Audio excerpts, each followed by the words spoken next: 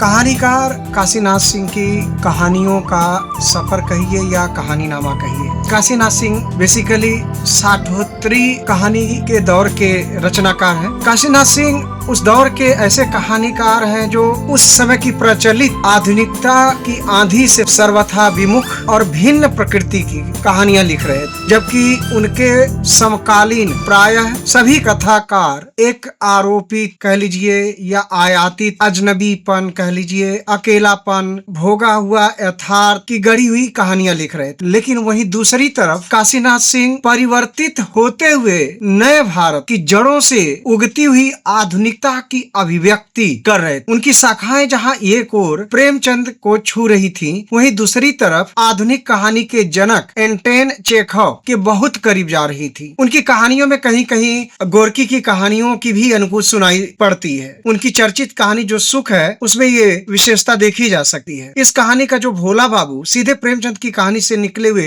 एक मध्य वर्गीय चरित्र प्रतीत होते हैं। वहीं जहां वे डूबते हुए सूरज की लालिमा, प्रकृति, पेड़ पौधे, पहाड़ के बीच का दृश्य देखकर सहसा वो किलकारी मारते हैं या उनका मन मारने लगता है। जो सुख प्राप्त होता है, जिसका कोई उनको साझीदार नहीं मिलता है, उनकी इस भावना को समझने वाला नहीं मिलता है। एक बार वो अपनी पत्नी को जब दिखाते हैं तो पत्नी कहती है कि इससे क्या हुआ, ये तो रोज ऐसे ही होता है। भोला बाबू देखकर एकदम से सन्न रह जाता। ठीक उसी प्रकार से चेखव की कहानियों में भी चमत्कारी विशेषता है। नितांत छोटी, तुच्छ और महत्वहीन सी प्रतीत होती रचना जो है वह किस तरह से एक अनुभूत की रचना बन जाती है। सुख कहानी का भोला का जो दुख है वैसा ही है जैसे चेखव की विश्वविख्यात कहानी द ग्रीफ का दुख। दोनों कहानियों में आप देखेंगे कि उस सुख का कोई भोगनहार नहीं, कोई साझीदार नहीं है, जिससे उसका एक पात्र अपने घोड़े को यह कहकर निजात पाना चाहता है। ऐसे में काशीनाथ सिंह को एकदम देसी खालिस कहानीकार नहीं कहा जा सकता, जैसा अमरकांत, शेखर जोशी, शैलेश मटियानी की कहानियों को कहा जाता है। काशीनाथ सिंह की कहानियों में एक ऐसी आधुनिकता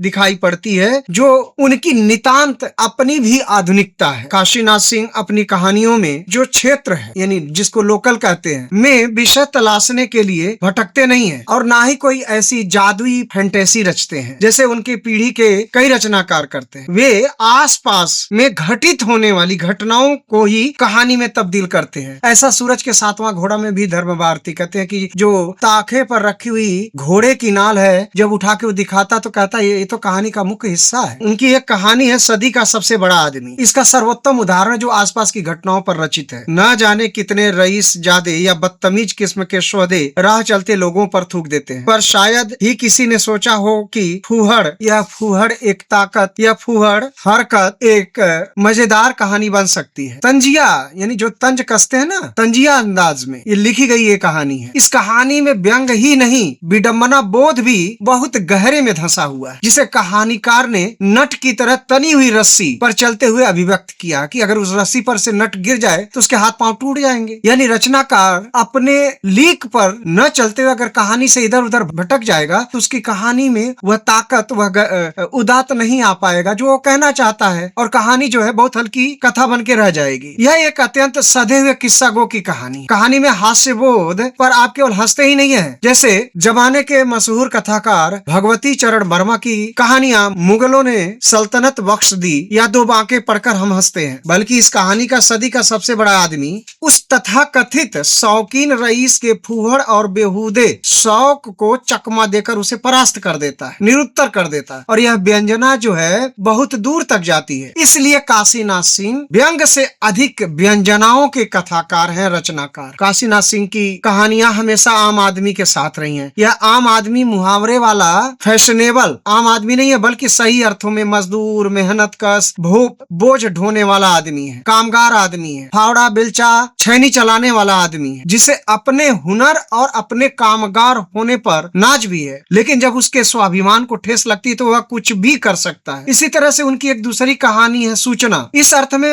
वह एक क्रांतिकारी कहानी है कि कहानी में जो बाढ़ है वह एक सामान्य बाढ़ नहीं है, बल्कि वह एक प्रतीक है, प्रतीकात्मक रूप में, जिसकी इसकी व्याख्या विशद मांग करती है। सूचना कहानी में बहुत सारे हादसों की सूचनाएं हैं और अंत में एक सूचना पर आकर केंद्रित हो जाती हैं, जिसमें एक मोटे थुलथुल सेठनुमा आदमी की लाश सड़क पर पड़ी है। उसके पूरे शरीर पर मक्खियां भिनभिना रही हैं। उसके सुनहरे दांतों के बीच लिखी हुई एक सूचना है, कृपया मक्खियां उड़ाने की हिम्मत ना करें, वे भूखी हैं। कहानी की यह प्रतीकात्मक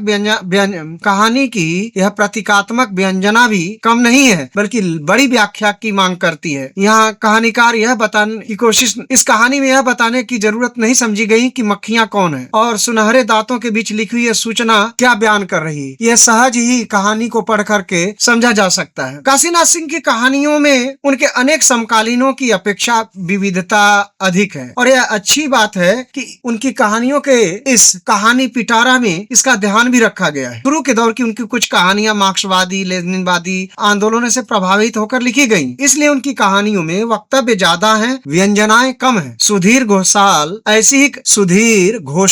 ऐसी ही कहानी है। एक और कहानी हमें स्मृति दिलाती है, वह है जंगल जातकम। उन्होंने पाली भाषा में लिखी गई जातक कथाओं पर काफी काम किया है और जाहिर है कि उनकी कुछ कहानियां जातक कथाओं के आधुनिक संदर्भ और आधुनिक भावबोध से युक्त चित्र प्रस्तुत करती है। एक अत्याधुनिक कहानी है कविता की नई तारीख, विराट व्याख्या की मांग करती है। हिंदुस्तान ही नहीं, संभवतः दुनिया भर में व्यवसाय की दृष्टि से पढ़े लिखे मनुष्यों का जो स्थूल विभाजन करे तो स्पष्ट दो ही वर्ग दिखते हैं, एक बौद्धिक वर्ग और दूसरा है नौकरशाह। बौद्धिक वर्ग में तो लेखक, अध्यापक, दार्शनिक, समाज चिंतक आदि आदि बहुत सारे लोग आ जाते हैं, लेकिन इसमें जो लेखक अध्यापक को विशेष रूप से रेखांकित करने का प्रयास किया है। नौकरशाहों में भी वैसे पीसीएस और यूनियन पब्लिक कमीशन सर्विस आदि के माध्यम से बने जो प्रशासक आ जाते हैं और वे राजनयिकों के अधीन काम करने वाला कलेक्टर, कमिश्नर, सचिव पद के लोग होते हैं। मास्टर और कवि हमेशा दिनहीन निरीह लोगों के लिए प्रयुक्त होता है। वे आर्थिक दृष्टि से बहुत संपन्न नहीं होते हैं। इन दोनों संप्रदायों के बीच प्रेम और घृणा का हमेशा से संबंध रहा है। आजादी के बाद भारत में जिस तेजी से प्रशासक समुदाय संपन्न और शक्तिशाली बना, उस तेजी से बौद्धिक समुदाय नहीं बन पाया। एक तरह से देखा जाए तो बौद्धिक समुदाय अड़ियल समुदाय है, उसे अपनी शिक्षा और बौद्धिक संपदा पर नाज भी है, जबकि नौकरशाह की संपदा की अवधारणा कुछ और ही है। कविता की नई तारीख इन दोनों समुदायों के प्रतिनिधियों को रूबरू करती है। कविता की नई तारीख इन दोनों समुदायों के प्रतिनिधियों को रूबरू कर देती है। इस पूरी कहानी में दोनों के बीच इसी द्वंद्व को उकेरा गया है। इस द्वंद्व युद्ध की कहानी में इतनी प्रखरता और नाटकीयता को प्रस्तुत किया गया है कि लंबी होने के बावजूद भी पाठक इसे जब तक पढ़ नहीं लेता है तब तक सांस रोक के थामे रहता है और उनके प्रहार प्रतिहार घात प्रतिघात को देखते रहता है। कहानी के दोनों पक्षों की प्रस्तुति लगभग रचनात्मक तटस्थता के साथ प्रस्तुत की गई है। कहानी की सबसे बड़ी विशेषता यह है कि खलनायक का लोप हो गया है। खलनायक है ही नहीं, दिख ही नहीं रहा है और यह लोप होना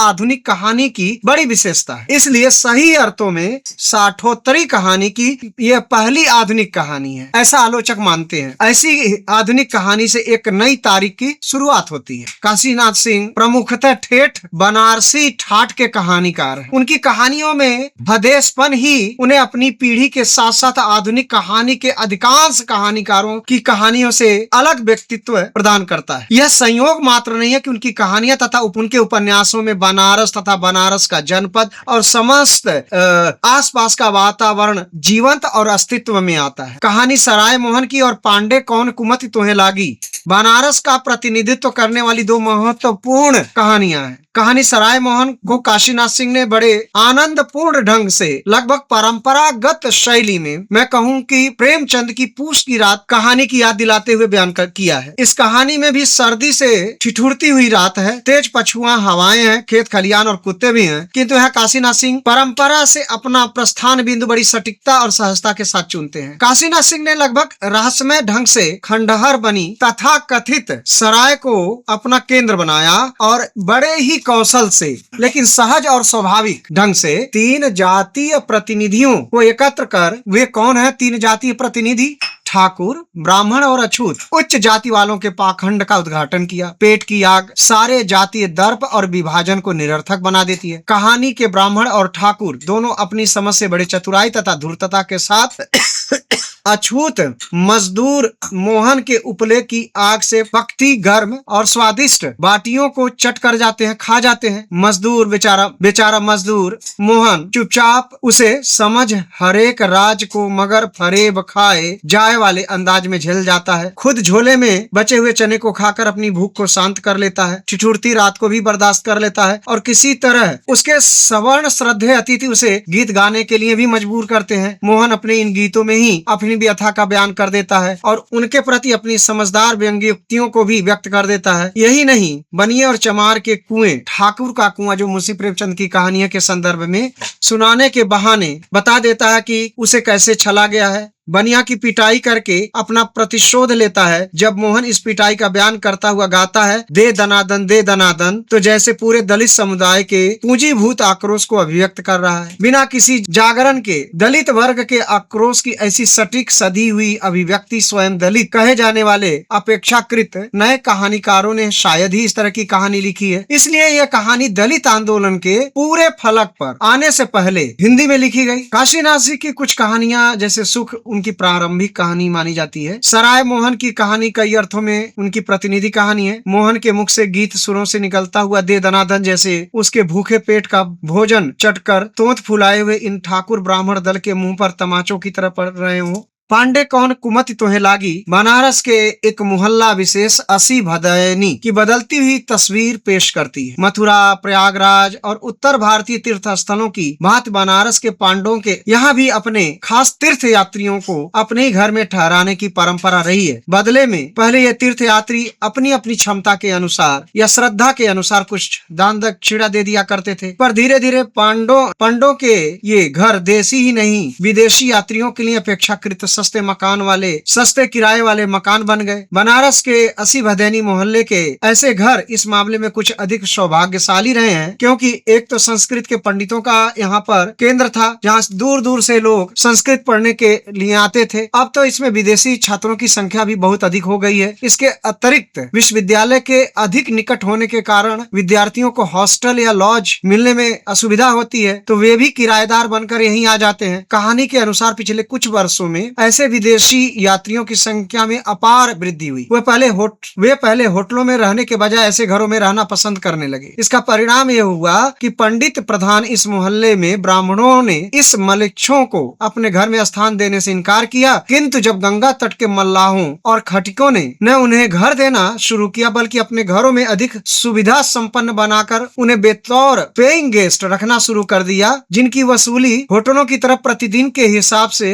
होने लगी, तो इन लोलुप पाखंडी पंडों पुरोहितों का चित्त डोल गया और वे तमाम हीले हवाले छोड़कर इस मैदान में उतर पड़े। यह कहानी ऐसे ही एक पंडित परिवार की कहानी है, जो अपने एक दलाल के द्वारा लाई गई एक विदेशी छात्रा को स्नान घर संलग्न कमरा मुहैया कराकर हजारों रुपए कमाने का सपना देखने लगता है। इस कहानी का अंत उस विडंबनात्मक बिंदु पर होता है कि उसके छोटे संकरे और पुराने घर में अतिरिक्त स्थान न होने के कारण उसे अपने अपने आराध्य और नगर देवता शिव के लिए निर्धारित पूजा स्थली को तोड़कर उसे आधुनिक बाथरूम में बदल दिया जाता है। काशीनाथ सिंह की अधिकांश कहानियों की तरह यह भी अनेक अर्थ स्तरों पर कई संकेत दे जाती है। जरा कल्पना करें कि घर में जहाँ शिवलिंग रहा होगा वहाँ एक आधुनिक शौच विसर्जन पॉट है। कहानी अंततः बताती है कि यही असली काशी का अस्सी है। काशीनाथ सिंह की कहानियों में एक चीज बड़े जोर से उभर कर आती है, है स्थानीयता, जो इसका केंद्र बिंदु है, जो कभी कभी अपना दायरा तोड़कर क्षेत्र से अन्य क्षेत्र की ओर चली जाती है। इस मामले में जिनका ध्यान अन्य साठोत्तरी कहानीकारों का ध्यान नहीं गया।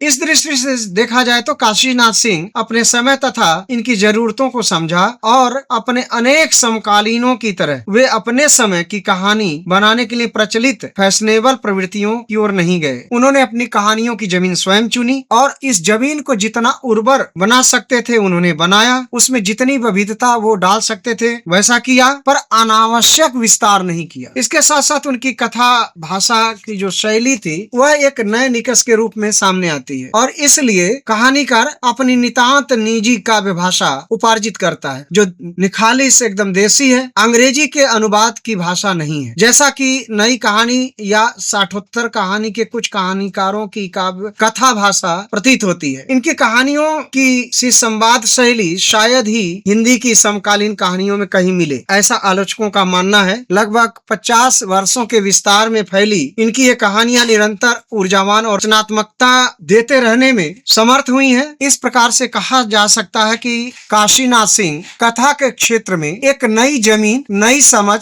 और एक नई भाव ऊर्जा देने में सफल हुए हैं।